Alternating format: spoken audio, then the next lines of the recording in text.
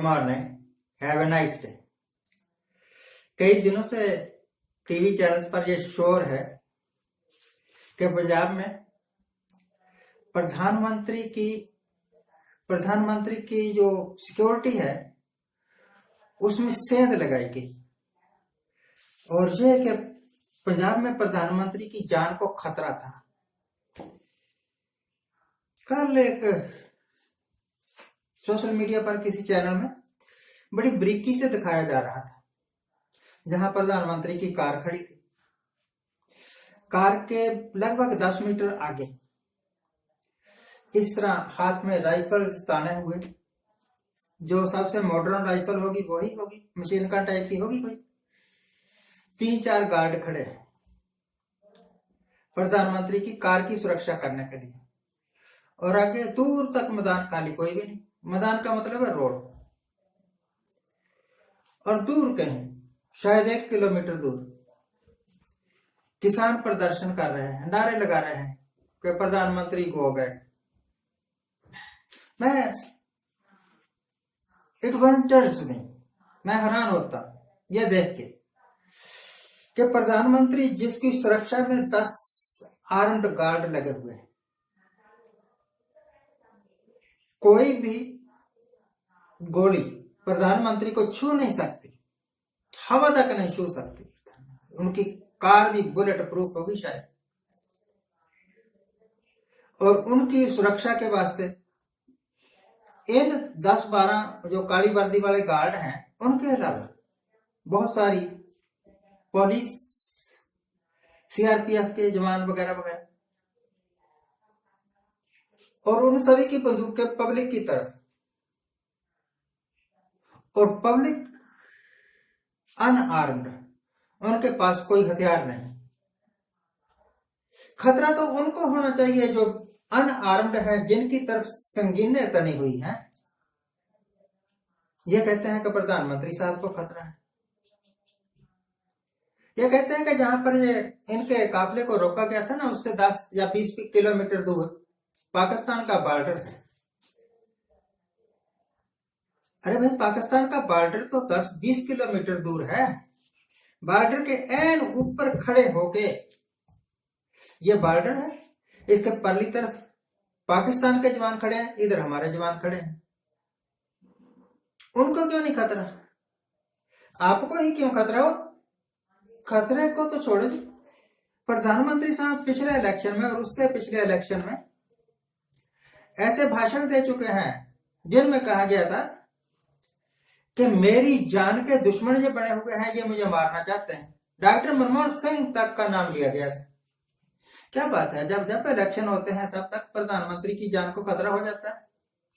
Election टले और खतरा खत्म।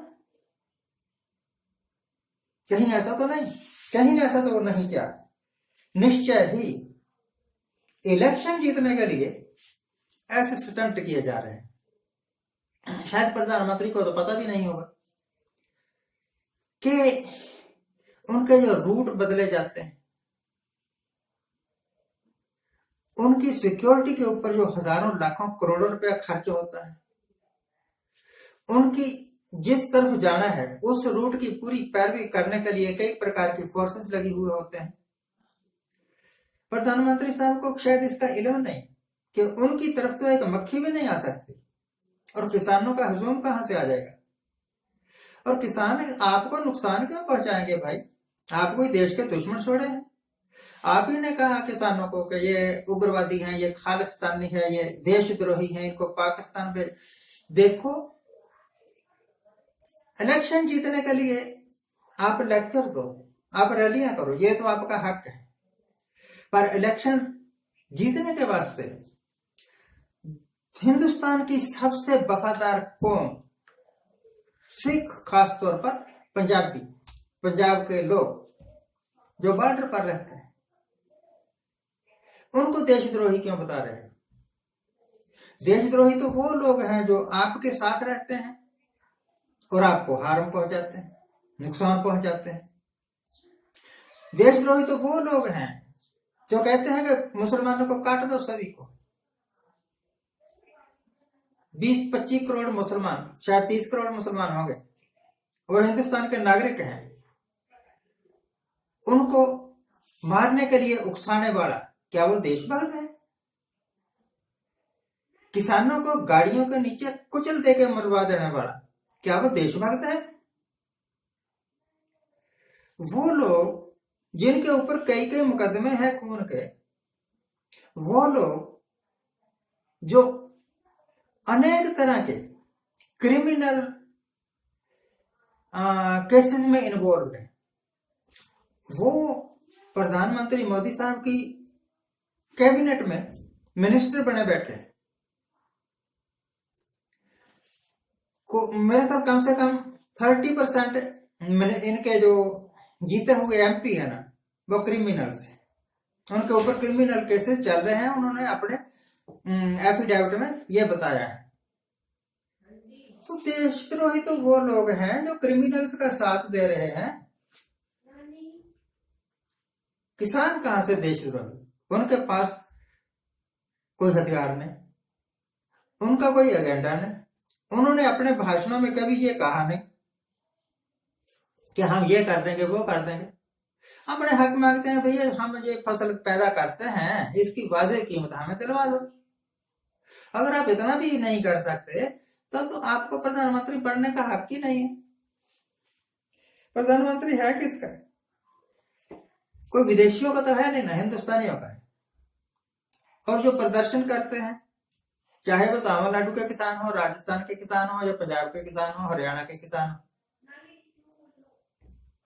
वो बेचारे आपसे एक किस्म की भीख सी मांग रहे हैं, भैया मेरी कीमत ठीक दिलवा दो।